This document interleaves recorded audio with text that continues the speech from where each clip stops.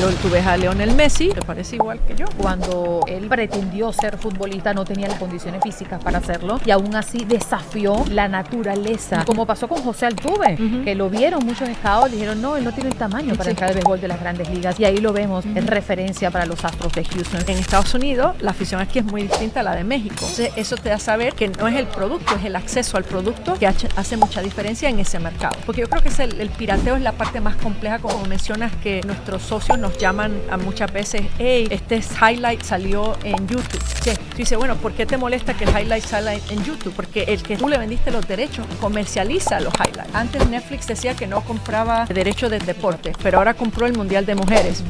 ¿Qué significa eso? Yo creo que para mí el playbook, como dice, para internacionalizar una marca lo escribió la NBA, porque la NBA supo desde un principio, por la forma en que está estructurada su deporte, que ellos son el cúpulo de la pirámide. ¿Cómo ves tú las relaciones y qué tan importante es? Yo estoy de acuerdo con las otras personas que has tenido acá. Es la segunda cosa más importante. La primera es tu inversión en ti y cómo tú eres como una persona. Él tenía mi currículum vitae y lo miraba y me miraba y volvía así. ¿Y tú traes en el Pentágono? ¿Qué haces aquí? Digo, yo quiero trabajar en deporte. En un mundo donde el deporte se ha convertido en una de las industrias más influyentes del planeta, hay personas que no solo siguen el juego, lo cambian. Hoy en The GOAT Podcast nos sentamos con una de las mujeres más influyentes en la industria del deporte global, Heidi Pellerano, Chief Commercial Officer de CONCACAF, ingeniera de formación, estratega de corazón y líder por convicción. Heidi ha transformado la manera en que se piensa, se negocia y se conecta el fútbol en más de 40 países. Desde acuerdos comerciales históricos hasta el diseño de estrategias que unen culturas y expanden audiencias. Su impacto va mucho más allá del tablero financiero. En este episodio hablaremos de visión, de disciplina, de liderazgo. Hablaremos de lo que realmente implica llegar alto y mantenerse allí. Y sobre todo, exploramos cómo se construye una carrera con propósito en un mundo donde no basta con tener talento. Hay que tener estrategia, pasión y una profunda conexión con lo que se hace. Este episodio no es solo sobre llegar a la cima, sino sobre todo lo que se necesita para mantenerse allí sin perderse en el intento. Es una conversación sobre visión, propósito y legado, porque al final lo que verdaderamente importa no es solo lo que logras, sino en quién te conviertes mientras lo haces. Este episodio es presentado por Squad, la plataforma que transforma la gestión de academias deportivas. Si diriges una academia y te abruman los registros, pagos y organización, Squad lo soluciona en un solo lugar. Menos caos, más deporte. PNB Sport Kids, un programa multideportivo diseñado por expertos para potenciar el desarrollo infantil desde los 11 meses de edad. Descubre su talento, impulsa su futuro con PNB. Y The GOAT Podcast se trasladó al Congreso Internacional de SportsBiz por segundo año consecutivo, realizado acá en la ciudad de Miami. Y tengo a Heidi Pellerano, ya conocieron su perfil, su trayectoria en el mundo del deporte y en el fútbol en particular, pues es conocida y sumamente valorada. ¿Cómo estás, Heidi? Gracias por estar con nosotros esta mañana. Estoy muy bien, muy contenta de poder estar con ustedes esta mañana y estoy aquí lista para tener una conversación que yo sé que a todos los que van a estar viendo y escuchando les va a encantar. ¿Cómo te fue en tu presentación? Fuiste la primera en entrar en este congreso. Te voy a decir que estaba un poquito preocupada porque ayer tuvimos partido de la Champions Cup, llegué un poquito tarde y yo no soy de mañana y nos tocó primera hora, pero tenía un gran compañero en Guillermo que estaba aquí ahora en el NASCAR. Entonces pues tuvimos una muy buena charla y el tiempo se fue súper rápido. Y la gente contenta y a la gente también se le fue el tiempo sumamente rápido porque estuvo sumamente interesante. Heidi, quiero comenzar hablando de tus inicios y de esa conexión con el deporte, cómo se logra una mujer que viene con un título de ingeniera eléctrica. ¿En algún momento creíste que ibas a terminar negociando grandes eventos deportivos en la industria? No, en ningún momento, porque te voy a decir, yo siempre amé los deportes, siempre. Los practiqué, fui hasta entrenadora de básquetbol, de niñas, pero no pensaba que había carrera de deportes. Yo me crié en Puerto Rico y en Puerto Rico pues cuando tú ves tu familia, pues tú hablas de ser médico, de ser profesora, de ser ingeniera, de ser abogada, y esa idea de trabajar en deportes como que no era posible.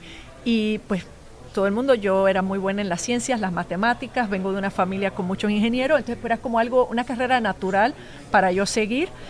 Cuando yo era joven, mi pasión era, yo quería ser arquitecta, pero tuve una persona que fue un maestro que me quitó el amor por la arquitectura, entonces pues me fui por la carrera de ingeniería y fue súper interesante porque yo desde un principio me sentía como que, no sé, esto lo hago, mi orgullo me va a hacer siempre ser una buena trabajadora, muy buena en la universidad, pero no tenía ese calor, como dicen, en el estómago que de todos los días, y ahí fue que empecé a pensar cómo yo podía lograr eso, ¿no? Un reto profesional, pero algo que en verdad me apasionara y pues después de mucho tiempo pensando, pues era el deporte. ¿Qué te hizo ese profesor que además te hizo un favor? Bueno, fue una cosa muy interesante. Yo sé que para las personas latinas que nos están escuchando saben la influencia de la familia en el sentido de cuando, especialmente si tú eres inmigrante, tu familia sacrificó para darte un mejor futuro. Entonces, pues cuando yo estaba en esa clase, pues el profesor hablaba de cómo él era arquitecto, pero tenía que dar clases para complementar su salario. Y para mí era como que, espérate, para ser arquitecto tengo que tener 2 trabajos, 3 trabajos para tener un buen bienestar. Sí. Dice, sí, es una carrera muy competitiva, es muy élite, la gente que puede en verdad asumir que tú ves, sí, los grandes edificios, los grandes estadios, eso es un grupo muy pequeño que controla eso. Para una latina que sus papás sacrificaron para tener un mejor futuro, a mí eso no me emocionaba mucho. Y que se supone que eras una ingeniera, una carrera que sacrifica mucho para estar muy bien profesionalmente, y que te den ese tips es como un poco desconcertante. Sí, y por eso bandé un poco la arquitectura y me fui más a la ingeniería, que era más estable, con más oportunidades, y como menciono, vengo de una familia de muchos ingenieros, mis padres ingenieros, mi abuelo era ingeniero, mi hermano es ingeniero, entonces pues tenía eso para seguir, pero fue una carrera muy bonita, que reta a uno a pensar de una forma distinta, porque como digo yo, el ingeniero, la gente ve como un ingeniero y dice un ingeniero electricista. No, el ingeniero sí tiene una especialidad igual que los médicos, pero el ingeniero lo que hace es resolver problemas. Claro. ¿Verdad? Y si tú lo piensas desde muchos años atrás, la gente que inventó pues la luz, pues qué malo es estar en la oscuridad. ¿Cómo arreglamos eso, no? Qué difícil es llegar de un punto A a un punto B, toma mucho tiempo. Pues ¿por qué no construimos un puente, verdad? Y yo creo que eso es lo que a mí siempre me gustó de la ingeniería, entonces no quería perder cuando hice la transición a deportes. Todos en la vida tenemos un punto de inflexión, y entiendo que tuvo que existir para crear esa transición, tender ese puente para llegar al deporte. ¿Cómo llegaste a esta industria? Bueno, te voy a decir que fue un proceso muy interesante, porque en esa época era que yo estaba haciendo técnica de un equipo de niñas de 11 años de básquetbol en McLean, Virginia. Y ahí fue que yo empecé a decir, me gustaría entrar a trabajar en deportes. Pero la verdad que no sabía qué significaba eso, para nada. Yo decía, sí, quiero trabajar en deportes. ¿Qué quieres hacer? Interesante pregunta. Sí. No, trabajar en deporte, sí, pero ¿en qué rama de deporte? Sí, me acuerdo que los padres de las niñas, que yo era su técnica, decían, pero ¿por qué no sigues tratando de ser técnica al nivel universitario, profesional? Y yo soy muy intensa, yo creo que no, yo creo que sería muy, muy difícil yo verme en ese rol. Entonces dijeron, pero ¿por qué no trabajas en la administración? Tú eres buena con números, como ingeniera, resolviendo problemas. Y ahí fue la primera vez que yo dije, ¿cómo que trabajar en administración? Dice, sí, o sea, hay todo un equipo de trabajo. En ese momento, el equipo de la NBA en Washington era los Bullets, que ahora son los Wizards. Y dice, hay todo un equipo detrás de eso, ¿verdad? Lo que pasa tras bastidores, ¿por qué no exploras eso? Yo soy una ingeniera que trabaja en el Pentágono, ¿cómo hago eso? Entonces, ellos mismos empezaron a decir, oye, pero el papá de esta niña no trabaja acá. Y la hermana y ellos mismos encontraron en su red de familia, de sus hijos y de ellos mismos, 5 o 6 personas que de una forma u otra trabajan en deporte. Y ellos movilizaron esa red y me dieron entrevistas a mí, así para yo aprender. Lo importante de las conexiones, Heidi. Sí, y para mí fue algo muy conmovedor, porque es que sin eso yo no llego aquí. Ese fue el primer dominó, como dicen, que tuvo que caer. Y ahí pues fue muy interesante, porque ahí aprendí una lección también un poquito dura. El deporte en general es muy insular. O sea, es como, yo le digo, es como, la palabra es como cuando estás en la universidad, que tienen los sororities, las fraternities, que tú tienes que pasar un proceso para que te dejen entrar. pues como que era así. Entonces me veían y me acuerdo yo la entrevista, él tenía mi currículum vitae y lo miraba y me miraba y volvía así. Pero tú trabajas en el Pentágono, ¿qué haces aquí? Digo, pues yo quiero trabajar en deporte. Y él dijo, ok, no hace match. Sí, exacto. Entonces fue un proceso muy interesante y me acuerdo 5 entrevistas y todo igual. ¿Qué haces aquí? Como que no pertenecía. Y volví a hablar con los papás de mis niñas y me dicen, pues ve a la universidad. Y para mí fue así como, ¿cómo que ir a la universidad? Que yo puedo ir a la universidad a estudiar una carrera en deportes. Sí. Y yo, pero tengo que ver al bachillerato. Dicen, no, ve directamente a la maestría. Otro dominó que cae. Tan espectacular tener a alguien que me guió de esa manera. Pues empiezo a estudiar de las oportunidades ahí. Logro entrar a una universidad. Y me acuerdo, ese fue el primer momento, y por eso decidí ir a esa universidad, que ellos me hicieron sentir que era valioso, que yo tenía otra carrera, que tenía otra perspectiva y que podía contribuir algo muy único a deporte. Ahí firmé, el mismo día que me entrevistaron, me dijeron, te queremos acá. Yo firmé para ir a hacer mi maestría allá en la Universidad de Massachusetts en Amherst, y ahí fue que en verdad todo empezó a caer en su lugar de ese momento. ¿Y cuál fue tu primer trabajo en la industria deportiva? Bueno, mi primer trabajo, porque hay que contar en los internados que son muy importantes, mi primer internado, y voy a hacer el cuento porque ahí se van a reír de verdad, fue con el RDV Sportsplex, que es donde juegan los Orlando Magic, sí, los Orlando Solar Bears. Y la razón que tuve esa oportunidad fue que ellos querían traer un equipo de la WNBA. Y yo hice toda mi enfoque en la universidad en el deporte femenil. Y lo hice bien adrede. ¿Por qué? Me encanta el deporte femenil, pero cuando estaba con mis compañeros de universidad, ellos todos sabían lo que querían hacer en el deporte. Y yo me quedé, yo estoy aquí para ver qué hago. Pero me di cuenta que pues, te tienes que movilizar para buscar tu internado y todo eso. Y cuando yo hice todo un análisis de todos los que teníamos, los que querían trabajar en béisbol, los que querían trabajar en fútbol americano, los que querían trabajar colegial, nadie hablaba del deporte femenil. Y dije, este es mi nicho. Voy a crear mi marca, como yo soy la experta en el deporte femenil, y eso me llevó a mi internado, y ese fue mi primer Diamante en bruto. Sí. Lo que encontraste allí.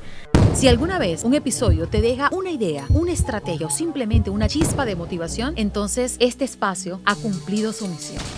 Y la mejor manera de apoyarnos para seguir trayendo estas historias es suscribiéndote, porque cada suscripción no es solo un número, es un voto para que este contenido siga creciendo y llegando a más personas que, como tú, buscan aprender de los más grandes.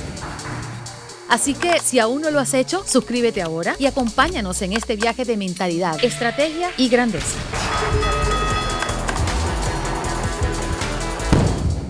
Hoy por hoy lideras la CONCACAF, la estrategia comercial, y están en más de 40 países, Heidi. ¿Cuál ha sido tu labor y cuál ha sido tu empuje, tu horizonte dentro de tu trabajo y de tu labor dentro de la CONCACAF, que ha hecho que hoy por hoy tengamos la CONCACAF que vemos? Bueno, en verdad que yo me sumé a la CONCACAF en el 2019 y muchas personas me preguntan el por qué. Y lo primero que yo digo es la visión que estableció nuestro presidente Víctor Montagliani a mí me conmovió mucho, principalmente porque yo soy de uno de esos países de los chiquitos, ¿verdad? Yo soy de Puerto Rico, una isla caribeña, y la visión que él tenía es, no, tenemos que crecerlos a todos, ¿verdad? Esa expresión que se usa en inglés, the rising tide lifts all boats. Eso fue lo que él trajo. Si Estados Unidos quiere competir para un mundial, México quiere competir para un mundial, necesita que los otros 39 países de la CONCACAF sean tan buenos como ellos. Eso es lo que te pone a ti a ese nivel. Para mí fue una visión muy importante. También él dijo, lo reconozco, estamos súper atrasados en el fútbol femenil. Esto acaba hoy. Y estoy buscando personas que se me sumen a esta misión. Y yo pues rápido, yo me sumo a contribuir mi granito de cómo crecemos la CONCACAF, que nos den el respeto que nos merecemos al nivel global, y cómo construimos el mejor fútbol que podemos para nuestra región y podemos seguir elaborando para tener nuestra posición al nivel global. Y yo creo que esa fue la motivación. ¿Y qué decisiones concretas has tenido que tomar para llevar a la CONCACAF bajo tu gestión? Bueno, yo creo que son muchas. Primero voy a empezar la contratación del equipo de trabajo. Eso es lo más primordial. Esto, igual que el deporte, esto es un juego en equipo, y sin el equipo no se puede lograr nada. Yo puedo tener la mejor visión del mundo, puedo tener las mejores ideas del mundo, pero si no tengo un equipo al lado mío, luchando día a día, no se logra. O sea que esa fue la primera decisión concreta que empecé a hacer, es cómo tratamos a las personas correctas. La segunda decisión fue, yo hablé un poquito de esto en mi panel, cuando tú eres deportista, a uno no le gusta eso porque uno quiere, si es futbolista, quiere empezar a patear. Si es del baloncesto, quiere empezar a tirar. Pero, ¿qué te dice el entrenador? Empezamos con la base, los fundamentos, ¿verdad? Y para mí eso fue primordial porque desde que llegué a la CONCACAF todo el mundo dijo, ¿por qué no hacemos esports? ¿Por qué no hacemos esto? ¿Por qué no nos metemos acá? Empecemos con la base. ¿Cómo está nuestro negocio de televisión? ¿Está bien? ¿Cómo podemos mejorar ahí? Ok, ¿cómo está nuestro negocio de patrocinio? ¿Cómo podemos mejorar por ahí? ¿Cómo está nuestro proceso de boletaje? ¿Cómo estamos en nuestra parte de mercancía de licencia? Y así fue que empezamos a construir una base. Y de ahí podemos ahora soñar de expandir. Porque la gente compara, pero la NBA hace esto, la NLF, sí, pero lo hacen después de 50 años, porque ya están buscando unas avenidas nuevas de ingreso. Nosotros tenemos que maximizar primero las que tenemos. Y fortalecer las bases, ¿no? Exacto, y ahí podemos empezar a empujar. Para mí esas fueron las dos decisiones más importantes. Y yo creo que la tercera fue empaparnos en nuestra realidad y el mercado que estamos trabajando. Heidi, ¿y cuál ha sido ese acuerdo, campaña o innovación que sientes ha redefinido el rumbo de la CONCACAF? Bueno, yo creo que es mucho, ¿verdad? Porque primero, una de las cosas dos filosofías muy importantes de nuestro presidente. La primera es siempre poner el fútbol primero, ¿verdad? Nuestro trabajo como una confederación es en servicio al fútbol. Es para ayudar a crecer el fútbol. No es para comercializar y poner copas oro. Es crear la base para que más niños puedan jugar fútbol, para que más personas puedan jugar fútbol profesionalmente o más personas como yo puedan trabajar, ya sea en la parte de administración, técnicos, árbitros y todo. Yo creo que esa es una filosofía muy importante. La segunda, unidad. Nosotros somos 41 miembros que antes no funcionaban como 41 miembros. Los del norte empujaban su agenda, los centroamericanos entonces decían, que yo vengo segundo, déjame ver cómo empujo mi agenda, y los caribeños, se quieren olvidar de nosotros, acuérdense que nosotros somos 31, ¿verdad?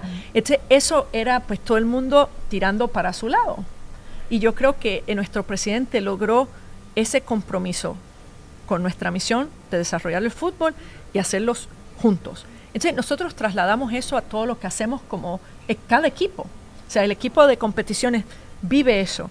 Yo, el equipo de marca, hasta el equipo de finanzas, ¿no? Entonces, para mí eso nos guía a tomar mejores decisiones. Y la gente dice, al nivel comercial, pues, ¿qué significa poner el fútbol primero? Pues, como platiqué esta mañana, es poner al aficionado primero.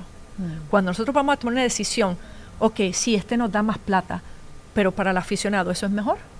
O sea, si nos vamos con esta televisora, ¿qué nivel de producción le van a dar nuestros partidos?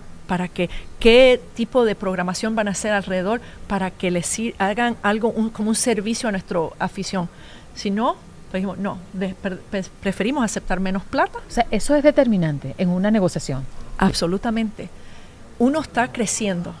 Nosotros estamos creciendo y la forma que crecemos es, en verdad, dándole un servicio a todas las personas que son parte de nuestro ecosistema. Tenemos que poner una competencia de alto calibre para nuestros equipos. Tenemos que dar una producción para nuestros aficionados. Tenemos que dar un nivel de cómo todo se ve profesional para nuestros patrocinadores, para las personas que nos hacen el broadcasting de nuestros partidos. Todo eso suma.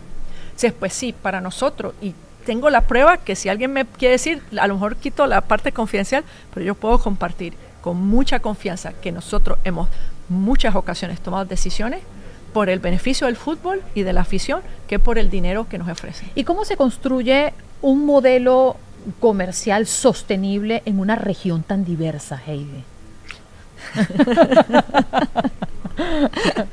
Es muy complicado, sí. ¿No? Porque son 41 países, pero las economías de los 41 países no son iguales. ¿verdad? Y también es algo muy curioso, que yo lo sabía, pero vivirlo es otra cosa. Claro. Cuando yo voy... Además tener el peso de las decisiones. Exacto, pero imagínate que yo voy a presentarle a alguien Champions Cup, que es nuestra competencia masculina de clubes. Entonces le tengo que decir no, porque tenemos la MLS, sí que tenemos partidos que pueden pasar en Estados Unidos y Canadá. Tengo también la Canadian Premier League, que ya vienen de Canadá. Tengo la Liga MX, que es en México, pero tengo una calificación que pasa en el Caribe, sí que podemos estar jugando en Haití, en República Dominicana, en Jamaica, en Trinidad y Tobago. Entonces también tengo los países de Centroamérica, así que podemos ir a jugar a Nicaragua, dependiendo quién cualifica, Costa Rica, Honduras, El Salvador. Cuando tú vas a una marca, principalmente, las marcas están organizadas de una forma en que hay distintos presupuestos regionales. O sea, tú empiezas a decirle eso y tú los ves a ellos calculando, pero tengo que entonces hablar con este de México, tengo que hablar con este, y tú ves como dice, esto va a estar un poquito complicado. Y ahí no, pero bueno, lo podemos hacer. ¿Cómo yo te ayudo a presentar todo esto para que tú puedas unificar tu grupo de trabajo detrás de esta idea? O sea, que ese yo creo que el reto principal geográfico es cómo nosotros podemos, porque al nivel televisión es un poquito más fácil porque hay empresas que una sola persona toma la decisión para todo el mundo, pero en otras pues sabes que nada más tiene televisoras en Honduras, pues ya tú sabes, y es mucho trabajo, pero al nivel de patrocinio es más complicado porque a veces ellos también dicen, si es una marca en Estados Unidos y dice Copa Oro me interesa, lo primero que quieren saber, ¿a qué ciudades vas? Porque a lo mejor no son unas ciudades que les interesa tanto que otras. Entonces, todo es un proceso que siempre estamos tratando de ver y un poquito puntual para, yo creo que, como dicen, desempacando tu pregunta, es mucho análisis, ¿verdad? Nosotros somos un equipo muy pequeño, entonces pues nosotros hacemos mucho trabajo en el sentido de que si nosotros vamos a ir a hablar con esta marca, ya hemos hecho todo el trabajo de por qué hace sentido hablar con esa marca. Y ya vamos y con una presentación muy puntual para ellos de cómo nosotros podemos contribuir a su crecimiento. Claro. Y entonces ahí ellos pueden decir, me encanta, pero el presupuesto ya no está. Pero normalmente nosotros no hemos ido a alguien que nos mira, ¿por qué estás acá? No me hace sentido, yo no veo el fútbol, o no me interesa tu audiencia. Nosotros hacemos todo ese trabajo de antemano para asegurar que nuestro tiempo lo maximicemos y estemos hablando con las personas que creemos que tienen más potencial de sacarle ventaja a una inversión en CONCACAF. No todo es tan glamoroso, no todo es tan sencillo como el espectador ve a través del televisor cuando enciende a ver un partido. Me siento con mi jalita, con mi guacamole, a disfrutar. Detrás de eso hay un trabajo intenso y tú lideras pues un equipo importante y determinante para la sostenibilidad de una organización tan importante en la región. ¿Cuál ha sido ese acuerdo que te ha costado mucho? Ese acuerdo que dices, me sacó canas y me quitó horas de sueño. Heidi, ¿cuál podría ser ese? Bueno, yo creo que hay varios. Una de las cosas más importantes a veces es tomar las decisiones, como mencionaba, de la visión del presidente, que sabemos que puede ayudar mucho al crecimiento del fútbol, pero sabemos que puede ser difícil al nivel comercial, ¿verdad? A veces sacar ciertas competencias fuera de Estados Unidos puede crear una dinámica comercial un poquito más complicada. Entonces, pues a veces eso es un poquito difícil porque uno tiene que decir, ok, entiendo por qué tenemos que hacer eso y lo apoyo al 100% de tomar estas decisiones, de llevar las competencias a otros países.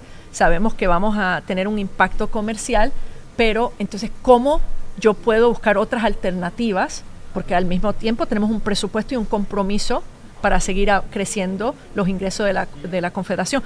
Porque la mayoría de la gente lo que no sabe, y por eso es que cuando dice tú duermes bien, no siempre, es que las confederaciones como CONCACAF, nosotros somos empresas que no son, como dice en inglés, de negocio comercial. O sea, nuestro trabajo es, todo lo que nosotros hacemos se reinvierte, ¿verdad? Entonces, pues, eso es muy complicado porque cuando lo ves, tú dices, ok, yo tengo un presupuesto, porque ese presupuesto se hizo para poder expandir las competencias, para poder crear todos estos programas de desarrollo. Y cuando ves que no vas a llegar a un número, eso sí te saca canas, te saca estrés, te cierra la quijada, te da el dolor de la espalda, porque dices, tengo que llegar a ese número porque esta es la visión de cómo vamos a seguir construyendo. Al nivel de negociaciones, te voy a decir que una de las, sin entrar en detalles, pero a veces las más difíciles son las que la otra persona le cuesta que la persona del otro lado es una mujer. ¿Así? O sí. Y eso es un posicionamiento muy complicado. Cuando yo he tenido situaciones que soy yo la que estoy negociando, la líder, pero tengo miembros de mi equipo ahí y ellos le dirigen la palabra al miembro de mi equipo. Y tú ves a mi equipo diciéndole, es ella. Es ella. Y ellos como que no les cuesta eso. Para mí esas conversaciones son muy difíciles porque te hace saber muy claramente que hemos avanzado en muchos temas como mujeres, pero todavía hay mucho trabajo por adelante. Entonces, lo gracioso es que mi equipo me dice, ¿cómo te sientes? ¿Qué vas a hacer? Y yo digo, no, a mí no me afecta, pero el precio le subió triple. Le voy a dar por donde más le duele. Exacto. Heidi, pero más allá de la risa y de la anécdota, me imagino que en el calor de las negociaciones, el día a día, porque te has preparado mucho y porque has llegado allí por tus méritos propios, ¿cómo lo enfrentas? Todos tenemos un ego al final, ¿no? Unos más, otros menos. Unos controlamos más que otros el ego, pero ¿cómo manejas esa situación cuando crees que algo se te está saliendo de las manos y no es por ti, sino por el otro que no respeta tu posición? ¿Cómo manejas eso personalmente? Bueno, voy a decir porque va a sonar como que yo estoy super zen y soy la persona que más controlada del mundo, que no lo soy, pero yo lo que aprendí y me costó un poco es que en ese momento yo tengo que hacer, como dicen, cambiar el switch y saber, eso que está ocurriendo no es sobre mí. No es personal. Es sobre él. O la otra persona, no siempre es un hombre. Importante, Heidi. Esas cosas que tú ves es un reflejo de lo que esa persona siente, sus inseguridades, sus traumas, como puedan ser, y no es sobre mí. Entonces, ese es cuando tú tienes que desconectar. Ok, esa falta de respeto no es una falta de respeto a mi posición, sino es algo que esa persona no ha podido manejar. Y entonces ahí, pues, como dicen, empathy, la empatía, te ayuda a decir, ok, porque ¿qué hago? ¿Me pongo pico contigo? Eso no va a ayudar a nadie. Entonces, pues, como dicen, a veces uno tiene que ser la persona más grande en la situación. ¿Recuerdas una negociación particularmente compleja y que al final te dolió no cerrar? Oh, sí. O sea, ahí, si tú estás en un rol comercial, te tienes que preparar para eso. Yo le digo a mi equipo que cuando tú eres una persona que trabaja en comercial, tienes que tener una mentalidad de boxeador. ¿Cómo es eso? La mentalidad de boxeador. No sé si alguna persona ha visto aquí una competencia de box, pero el boxeador, normalmente en las grandes competencias ya está determinada lo que se lleva el primer lugar y el segundo lugar. O sea que ya tú sabes, si ganas, cuánto llevas, si pierdes, cuánto te llevas. No es como, o sea, ya eso está definido. O sea, el boxeador lo tumban. O sea, ya tú sabes que te vas a llevar fácil unos $5 millones. O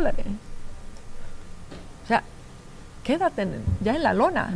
No, el boxeador está condicionado a terminar la pelea parado. Aunque no gane, pero la voy a terminar en mis propios pies. Y tú los ves, y tú ves aquí el árbitro con el conteo, y él, dame que estoy cogiendo fuerzas, me voy a levantar, porque yo termino esta pelea en mis pies. Y eso es lo que yo le digo cuando tú eres una persona comercial, te van a dar y te vas a caer muchísimo, pero párate, nos paramos, aprendemos y si no ganamos vamos a terminar la pelea en nuestros propios pies. O sea que esa es para mí la mentalidad primordial. Ahora, específicamente a tu pregunta, es que hay cosas que tú negocias, yo he tenido situaciones que he negociado, todo fue bien, hay un cambio de liderazgo antes de llegar al finalizar el contrato y tú no puede ser, todo el tiempo lo invertimos, ya teníamos todo, se lo dices a tu jefe, van a firmar y de momento te tengo que llamar. Se fue el jefe que aprobó el contrato y ahora viene un jefe nuevo que no quiere que se firme ningún contrato nuevo. Eso sí duele. Otra, y que es un aprendizaje para todos, yo me acuerdo cuando yo llegué a la CONCACAF en el 2019, ¿quién me iba a decir que el año siguiente iba a haber COVID? El COVID. ¿Verdad? Entonces, pues yo todo lo que estaba trabajando al nivel de patrocinios era en hotelería y líneas aéreas. Cerrado todo. Entonces, todo lo teníamos ahí, listo para cerrar esos 2 contratos. ¡Pum! COVID. O sea, bueno, ok. Cuando todo el mundo, ¿qué hacemos? No, pues ahora nos movilizamos porque hay otras industrias que sí están expandiendo al COVID, por el COVID. Entonces, dejamos estas para cuando salgamos de esto y inmediatamente que salgamos de la pandemia, le vamos a explicar cómo nosotros podemos ser una herramienta para ellos volver a normalizarse. Y lo cerramos los 2 después, pero fue casi 1 año y medio después. Wow, increíble. Y la pandemia nos cambió la vida a todos. Claro. Es una realidad a las empresas, a las personas, a la forma como vemos la vida. Yo creo que, y quiero creer que somos más conscientes de lo que hoy tenemos después del COVID. Heidi, yo quisiera hablarle a ese fanático que está allí, que ve, que enciende el televisor, que se pone su camiseta, que va al estadio, que viaja, que vende hasta el carro para ir a un mundial de fútbol, porque lo hemos visto, la casa, la empeña, oh my God, que no sabe el trabajo y la particularidad de la negociación de los derechos de transmisión. ¿Qué hay detrás de ese trabajo que además es el punto de partida de todo gran evento? Bueno, yo creo que es muy interesante porque cualquier persona que es un aficionado que no ha tenido esa oportunidad no va a comprender todo lo que pasa tras bastidores. O sea, eso es hasta lo que se requiere. Yo tengo un muchacho que lo contraté después de hacer un internado y él mismo me decía, no sabía todo lo que conlleva poner un partido de fútbol. Pero específicamente a la parte de televisión, pues es muchas cosas. Primero que nada es un mundo que se mueve a una velocidad rapidísima. Que hoy un día el que es fuerte, a lo mejor mañana ya no es tan fuerte. O sea que eso es primordial, lo rápido que cambia. Entonces, lo más importante es que nosotros siempre estamos procesando información, ¿verdad? Procesando información. Tan rápido como que a veces tú dices, antes Netflix decía que no compraba derechos de deporte, pero ahora compró el Mundial de Mujeres. ¿Qué significa eso? ¿Cuál es su estrategia? O sea, es toda esa parte de empaparse. Lo otro es cómo se compran los derechos, ¿verdad? Porque, por ejemplo, aquí en Estados Unidos se venden los derechos en 2 idiomas, inglés y español. Cuando yo llegué a la CONCACAF, habían 2 contratos distintos por competencia en inglés y español, pero había una competencia que se armó después. Entonces teníamos unos socios para Copa Oro, en español e inglés, y otro completamente distinto para Liga de Naciones. Entonces, para el aficionado es un poquito complicado, ¿verdad? Porque ¿en dónde encuentro esta competencia? ¿En dónde encuentro la otra? Ok, pues ahora viene el proceso de cómo tú alineas contratos. Con las próximas negociaciones, cómo tú vas alineando contratos, como que decir, ok, no lo puedo arreglar en este cuatrenio, pero cómo ya lo arreglo para el próximo, que es lo que hemos estado construyendo. Lo otro es ver la parte de la producción técnica. Eso es una parte que yo estoy muy orgullosa. Nosotros producimos al nivel casi FIFA. La única diferencia entre FIFA y nosotros tienen unas cámaras que el aficionado nunca se dará cuenta porque es más al nivel técnico. Entonces, pues todo eso viene en consideración. Entonces, ahora viene la preparación para analizar el valor de tus derechos, ¿verdad? Porque esa persona va a hacer un análisis de cómo si esa inversión tiene resultados económicos para ellos. Entonces, tú tienes que hacer el mismo análisis, pero tienes que hacer el análisis desde tu perspectiva y la de ellos, ¿verdad? Entonces, por último, tienes que entonces empezar a ver el cuándo sales al mercado con tus derechos. Eso es algo que es muy crítico. Yo me acuerdo al principio cuando yo llegué teníamos unos derechos de una sola competencia y fuimos un proceso muy pequeño. Pero yo, como muy orgullo, llego a CONCACAF, vamos a tener muchas conversaciones y el proceso se movió súper lento. Y yo, ¿por qué está tan lento? ¿Por qué no hay interés? Que había otro proceso muy grande. Paralelo. Oh. Entonces, pues, la atención era, todo el mundo me decía, Heidi, te llamamos cuando acabemos acá, pero esto es muy importante para nuestra organización y tenemos que tener muy claro todo el dinero que podemos necesitar, así que no puedo empezar a hacerte una oferta acá porque no sé cómo voy a avanzar acá y yo necesito estos derechos. Y para mí eso fue un aprendizaje tan grande, porque ahora mi equipo de trabajo sabe, nosotros cada vez que vamos a hacer un proceso, hacemos toda la narrativa ya empezamos a hablar con las mismas televisoras. Oye, ¿has oído cuándo va a salir MLB con el de ellos? ¿cuándo va a salir UFC? Y empezamos a preguntar y empezamos a buscar nuestro espacio para saber que podemos atender y tener la oportunidad de tener unas conversaciones. Claro, para no chocar con los grandes eventos y no ser competencia dentro también de la comercialización. Exacto. Y yo creo que otra cosa que es también súper importante en el proceso es los tiempos. O sea, el análisis que hacen ahora las grandes empresas de medios es mucho más distinto a como era antes. Uh-huh. O sea, ahora esa idea de que al menos que tú seas una de los grandes, eso es decir, hacemos un proceso en 2 semanas, ya no vale.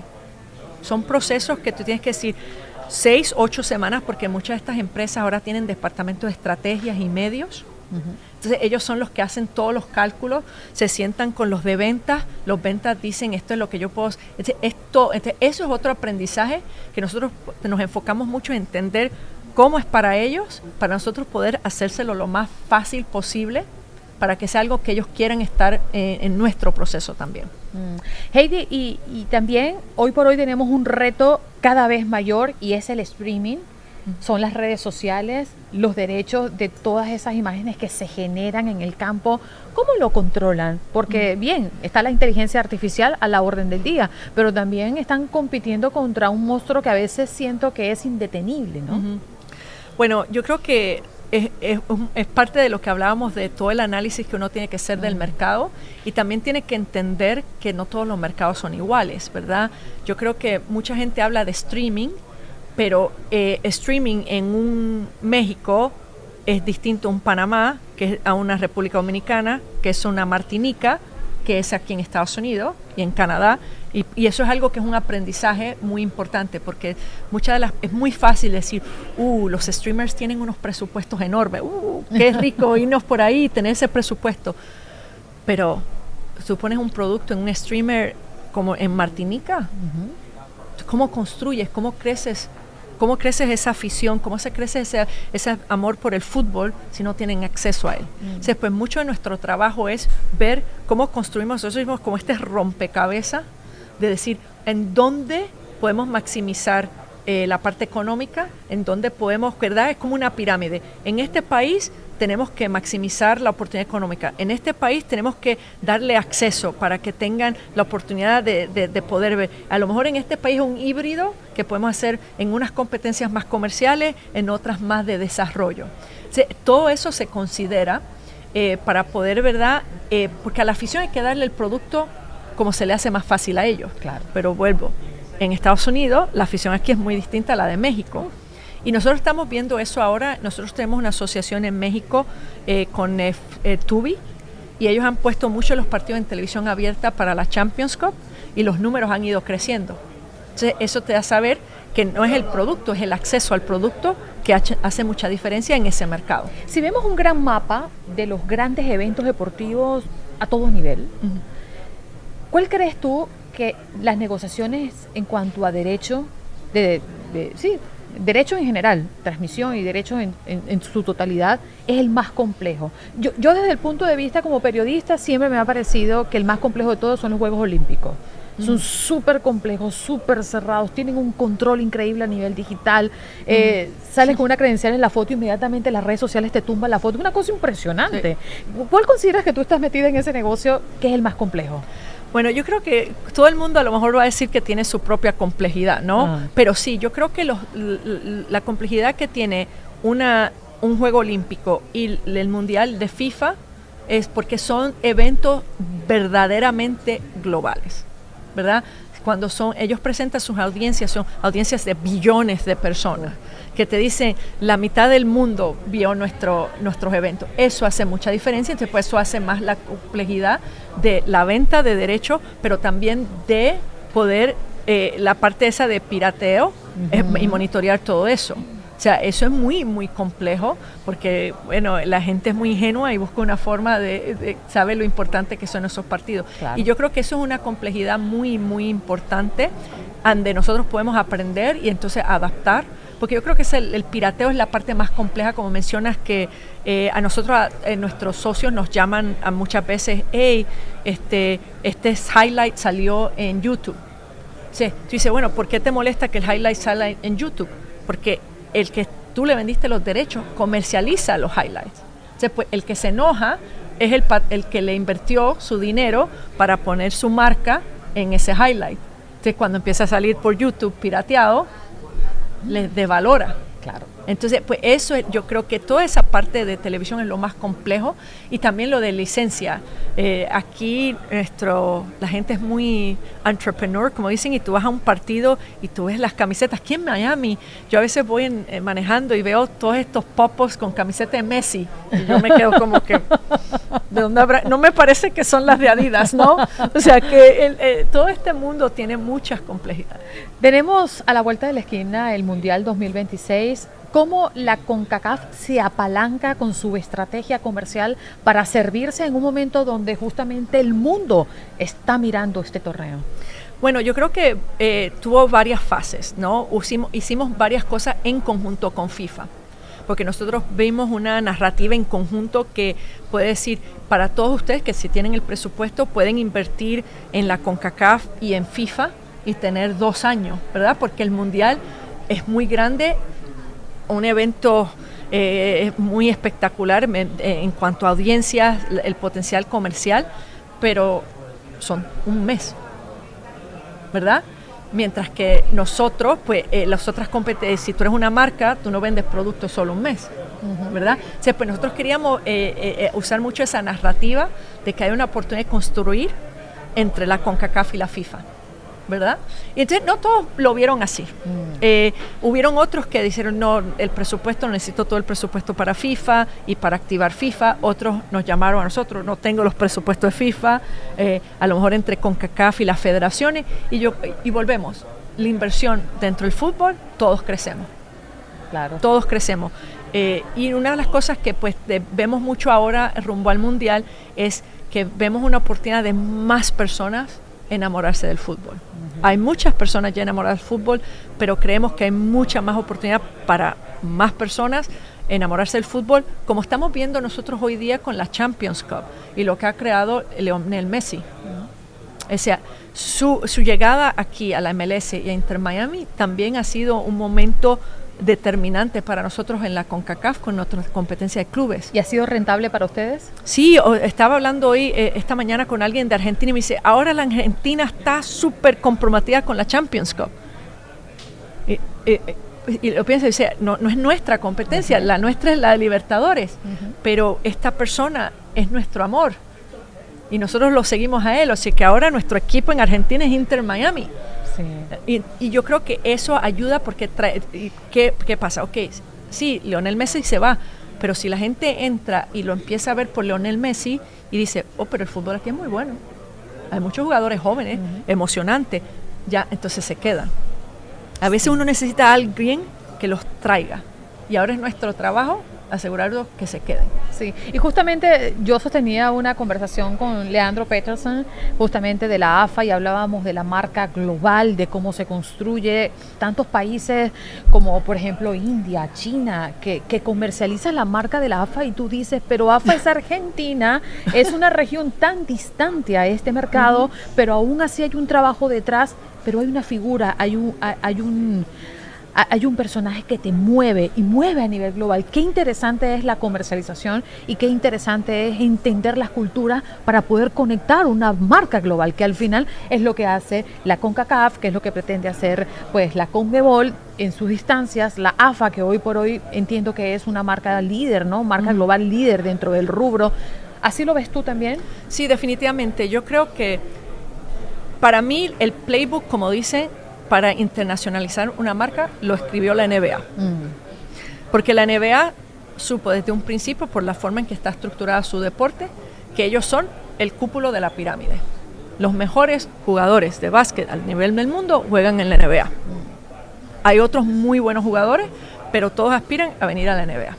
Y por lo tanto, los nombres antes, como Michael Jordan, después Kobe Bryant, LeBron James, solo ellos los tienen. Hay muy buenos jugadores alrededor del mundo que ellos los traen a la NBA, el Luka Doncic, ¿verdad? Entonces, eso fue lo que ellos hicieron. Entonces, ellos exportaron ese talento, esa persona. Entonces, esa es la oportunidad que tiene AFA, esa es la oportunidad que tiene hasta la misma CONMEBOL y FIFA, que tiene a una persona que se reconoce que está a un nivel que pocos han estado. Y en adición es una persona decente, familiar. Tú no recoges buscas el TMZ como sale aquí en Estados Unidos, ¿qué hicieron? Él no va a salir ahí. O sea, qué oportunidad de decir al mundo entero y usar esa persona para traer atención al fútbol argentino. Y de una manera que todo el mundo, el que le ama el fútbol, pero los papás que a lo mejor quieren un role model para sus hijos, se sientan tranquilos. Y para colmo, es un atleta que tú lo ves y dices, yo puedo ser esa persona, que es un poquito lo que sufría la NBA. Uh-huh. La NBA, o sea, tú ves estos hombres llegando que miden 6'9", 6'10", 7 pies, y tú dices, yo no puedo llegar a lo que llegas tú. Claro. Pero tú ves a Lionel Messi y dices, pero se parece igual que yo. Uh-huh. Uh-huh. Eso yo creo que son unas características muy, muy valiosas para poder construir una marca al nivel global. Y su historia, quien la conoce sabe que cuando él pretendió ser futbolista no tenía las condiciones físicas para hacerlo, y aún así desafió la naturaleza uh-huh. de su ser. Uh-huh. En este caso, como pasó con José Altuve, uh-huh. que lo vieron muchos scouts y dijeron, no, él no tiene el tamaño para entrar al béisbol de las grandes ligas, y ahí lo vemos, uh-huh. es referencia para los Astros de Houston. Heidi, quiero hablar un poquito de tu trabajo personal, ¿no? Uh-huh. Una líder de una gran industria, ¿cómo maneja la presión? Porque a puertas adentro, me imagino que llega el momento cuando llegas a casa, cuando ese contrato no se logró, o cambiaron al director comercial y te echaron para atrás todo el trabajo. ¿Qué pasa con Heidi? ¿Cómo controla esa presión? Bueno, yo creo que es varias cosas. La principal fue una lección que yo aprendí desde muy niña de mi abuelo materno. Él nos enseñó desde muy niños perspectiva. Cuando tú te crees que todo el mundo se está cayendo, ¿en verdad se está cayendo? Tú tienes un padre enfermo en un hospital, un niño sufriendo, te falta comida, ¿sabes lo que es tener dolor de panza porque tienes hambre? ¿O sabes solo el dolor de panza porque comiste más de lo que debiste haber comido? Entonces, eso fue algo que yo me acuerdo desde niña en mi casa cuando mi abuelo nos visitaba. Si nos oía quejándonos, salía gritando por allá un dicho. Y eso es algo muy, muy importante para mí. Cuando yo tengo esos momentos, me acuerdo perspectiva, y también me repito a veces las palabras. Yo no puedo controlar estas circunstancias, pero sí puedo controlar cómo me afectan a mí. Eso es sobre todo. Y yo me trato de poner esa perspectiva también, decir, trabajamos en deportes, trabajamos en fútbol. Hay una persona ahora mismo en una sala de operación con la cabeza de un ser humano abierta. Eso sí es presión. Su vida está en sus manos. Esa es la parte que yo siempre me repito. Y lo último es que yo creo que es una práctica que a mí me sirve, en inglés le dicen, me doy un pity party de 1 minuto. Ahí, why me? Dios mío, yo soy una buena persona. Al minuto, ya, sácatelo del sistema. Descarga y libera. Exacto. Pero sí, me doy ese minutito para decir, ay, ¿qué pasa? ¿Qué? No trabajé, pero 1 minuto. Y ahí, lo rompo. Sacamos el polvo y seguimos. Exacto. Heidi, ¿cómo te entrenas para no perder tu propio ser en este camino de tantas decisiones, de viajes, gente, interacción? ¿Cómo te entrenas? ¿Lees? ¿Tienes hábitos que cumples de hace mucho tiempo? ¿Qué haces? Sí, yo tuve un jefe hace mucho tiempo que siempre hablaba de cuando él decía, ¿qué tú buscas en una persona para contratar? Y él siempre decía, una de las claves más importantes era curiosidad. Y yo, al ser ingeniera, yo creo que yo tengo esa parte bien natural, porque yo me acuerdo, mi hermano también era así, y mi mamá a veces llegaba a la casa y teníamos el abanico completamente en sus partes, y mi mamá, ¿qué hacen? Viendo cómo funciona. O sea, y me lo van a poner después para atrás, y mi hermano y yo, oh sí, y después nos quedaban piezas, y yo, bueno, rómpelo otra vez, que lo volvemos al mar. Y yo creo que esa parte de la curiosidad es algo muy importante para mí. Entonces, pues sí, leo mucho, leo porque es muy importante en la parte del trabajo día a día, pero la parte también cultural de cómo liderar un equipo, cómo motivar un equipo, especialmente gente joven que tiene a lo mejor esa expectativa. Yo me acuerdo de un chico que trabajaba conmigo, que empezó como intern. El día que le doy le digo, te voy a contratar full time, me dice, ¿qué tengo que hacer para promoverme? Por poco me caigo de la silla. ¿Cómo? ¿Eras mi intern? Te estoy dando tu primer trabajo full time, no has hecho nada y ya quieres saber cómo te promuevo. O sea que también hay cosas generacionales que uno tiene que aprender. ¿Pero eso es bueno o no lo ves tan bueno? Es decir, una cosa es la ambición y otra cosa es el querer prosperar, ¿no? Son dos cosas distintas. Pero un líder como tú, ¿cómo lo ve? ¿Cómo nota eso? Yo siempre... A ver si yo le digo al jefe, se me promueve. Sí, fíjate, yo creo que una persona con ambición, si la canalizas de una forma correcta, es una ventaja. Pero hay que canalizarla, porque si esa persona lo viene con esa actitud, ¿qué tengo que hacer yo para promover? Pero crea una cultura de que solo me pueden promover a mí y no los otros. El egoísmo. Exacto, eso ya crea una cultura muy distinta. Pero si es una persona que dice, yo estoy dispuesto, tengo esa ambición, quiero promoverme y estoy dispuesto a invertir en mí, trabajar en mí y no solo sentarse atrás, porque eso es algo que yo le digo mucho a la gente joven, que viene y dice, como, ¿qué va a hacer la empresa por mí? Ok, yo te puedo decir, nosotros tenemos este programa de desarrollo, te mandamos a conferencias y eso, pero yo siempre le devuelvo la pregunta ¿y qué vas a hacer tú por ti? ¿Verdad? Porque tú tienes que tener una parte de una responsabilidad de tu propio crecimiento. Claro. Yo no logré aquí porque toda la inversión que hicieron las empresas en mí. Yo logré aquí porque yo tuve con manos abiertas, recibí todo lo que me dio la empresa, pero seguí invirtiendo. Busqué otros grados avanzados hasta cuando estudié mi maestría en deporte. Después yo volví y hice una maestría en negocios para expandir mi conocimiento. También leo, voy a conferencias, participo. Yo no soy de las personas que voy a la conferencia solo si me invitan a hablar y doy una charla, y si doy la charla me voy después. No, yo me quedo, escucho, hablo con la gente porque aprendo algo. Y yo se lo digo, yo no creo que yo he tenido un día en planeta que no haya aprendido algo. Qué bonito, ¿no? ¿Qué valor nos entrega un momento como este? Por ejemplo, allí te veía justamente hablando después de tu presentación, y quiero hablar de las relaciones. Lo comentabas cuando hablabas de tu historia y cómo llegaste al mundo y a la industria deportiva, Heidi, pero las relaciones mucha gente la ve como una opción que no es importante. Y por este micrófono han pasado tantos líderes y todos coinciden en que las relaciones son parte importante para hacer, para crear y dejar valor por donde pasas. ¿Cómo ves tú las relaciones y qué tan importante es? Yo te diría que yo estoy de acuerdo con las otras personas que has tenido acá. Es la segunda cosa más importante. La primera es tu inversión en ti y cómo tú eres como una persona, pero lo segundo es las relaciones. ¿Y por qué? Porque las relaciones te traen perspectivas, te pueden abrir puertas o ventanas que a lo mejor tú no consideras. Yo vuelvo, una parte importante, por ejemplo, yo tenía un jefe que hasta hoy día yo siempre lo considero mi mentor, porque me acuerdo que él me sentó a mí un día en su oficina y me dice, te voy a ayudar. Y yo no sabía que necesitaba ayuda, pero ok, porque no la pedí. ¿Cómo me vas a ayudar? Me dice, tú eres joven, eres ambiciosa, y creo que una de las cosas que vas a ver es que vas a ver cómo tú avanzas y ves que somos una empresa pequeña y vas a ver, pero está este como tus competidores. Yo le digo, ok, no estaba pensando así, pero ok. Pero me dice, pero yo te voy a ayudar.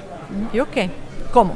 Me dice, tú tienes una cualidad que no tienen ninguno de ellos. Y no es que estoy hablando mal de ellos, yo los quiero a todos, son mis líderes, pero tú tienes una cualidad, tú eres una maestra. O sea, tú piensas como maestra, profesora, tú siempre estás ayudando, enseñando. Y yo creo que ni te das cuenta. Y mi mamá era profesora universitaria y me dice, a lo mejor está en tus genes. Sí. Y yo, sí. Entonces dice, eso es lo que yo voy a hacer por ti. Y yo, ok. Todas las personas nuevas que entran en nuestra empresa, que tienen potencial, te las voy a poner en tu equipo. Te duplicó el trabajo. Exacto.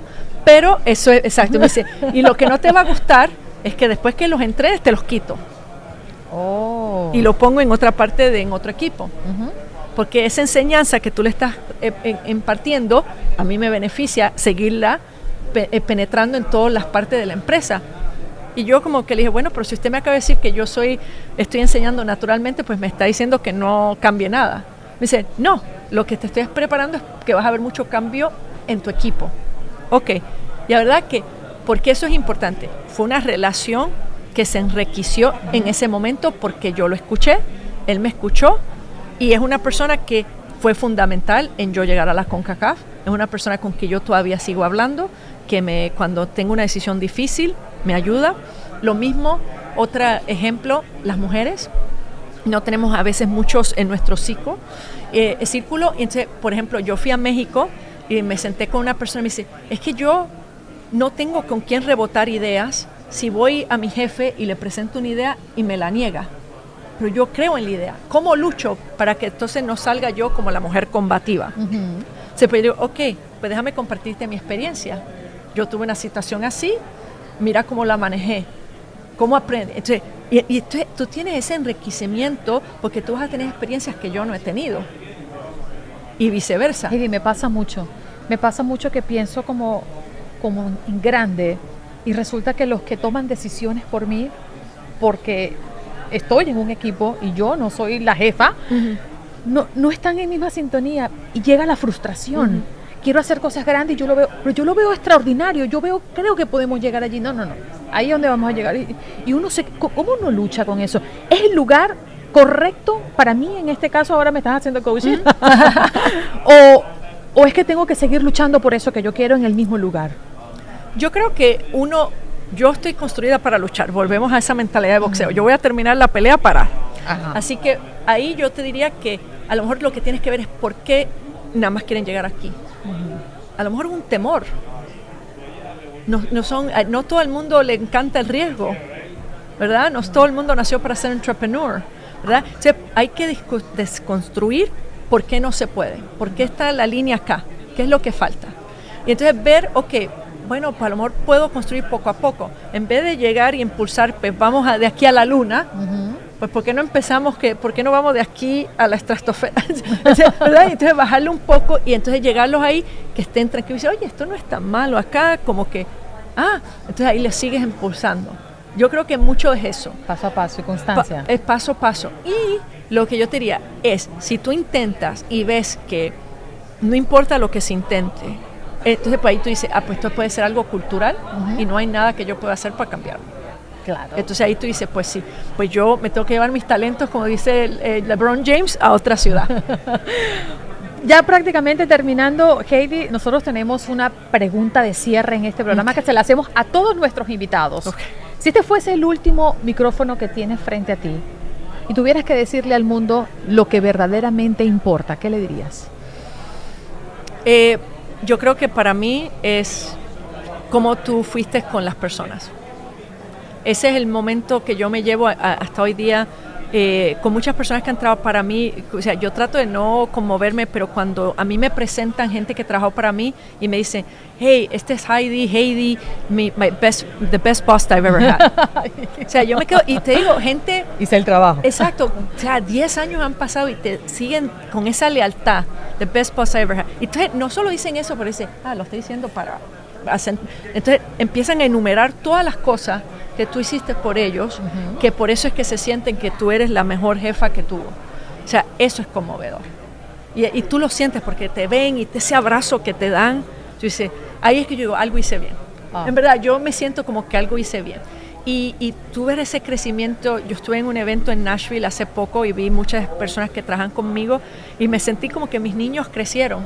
O sea, como que mira, ahora este está corriendo está corriendo este. Y yo me estaba súper emocionada. Qué bonito. Y por eso para mí lo más importante en la vida es cómo tú tratas a la gente, cómo las subes contigo. Y no solo las personas que están a tu nivel, sino las que están por encima de ti, por debajo de ti, hasta la persona. Si tú ves la persona que nos limpia las oficinas, somos así. Ella me ve, yo te veo, tú me ves, tú te mereces mi respeto como ser humano, y para mí eso es lo más importante, las personas, y que no nos olvidemos de la importancia de ser la humanidad. Heidi, gracias por acompañarnos durante este episodio de The GOAT, agradeciendo a toda la gente de SportBiz por hacerlo posible en este congreso que por segundo año consecutivo se lleva a cabo en la ciudad de Miami. Esperamos una segunda parte de Heidi Pellerán. Será un placer, gracias por tenerme hoy. Gracias, Heidi. Este episodio es presentado por Squad, la plataforma que transforma la gestión de academias deportivas. Si diriges una academia y te abruman los registros, pagos y organización, Squad lo soluciona en un solo lugar. Menos caos, más deporte. PNB Sport Kids, un programa multideportivo diseñado por expertos para potenciar el desarrollo infantil desde los 11 meses de edad. Descubre su talento, impulsa su futuro con PNB.